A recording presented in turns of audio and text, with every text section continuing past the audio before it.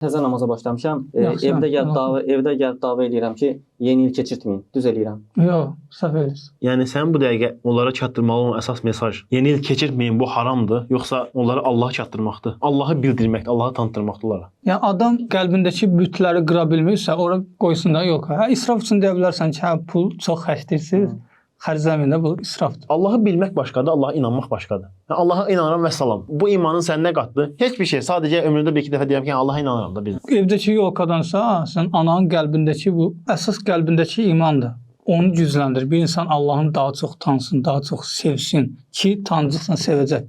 Sonra görəcək ki, Allah mənə nə deyir, nə əmr edir, o şəkildə yaşayacaq. Sonra yolkada zaten özü yavaş-yavaş orada əriyəcək. Qəlbdə Allah sevgisi olandan sonra o evdə yolka qalmaz. İman elə bir şeydir ki, bizi düşünməyə, tədqiq eləməyə, dərinə getməyə sövq edir. Bir insan imanın fərqinə varsa, imanın həqiqətini bilsə, o insan artıq Allahı sevir. Mümkün deyil ki, bir insan imanda dərinə keçik Allahı sevməsin. Allahı sevdikdən sonra avtomatik baxır, yəni mən Allahı sevirəm. Mən nə eləsəm Allah məni sevər. Yəni bunu araşdırdıqdan sonra Allahın dini ilə tanış olur insan. Quranda Allahın ona bildirdiyi qadağalar və yaxud əmrlərə baxır. Yəni ona görə deyirəm ki, əsas vəzifən sən bu dəqiqə.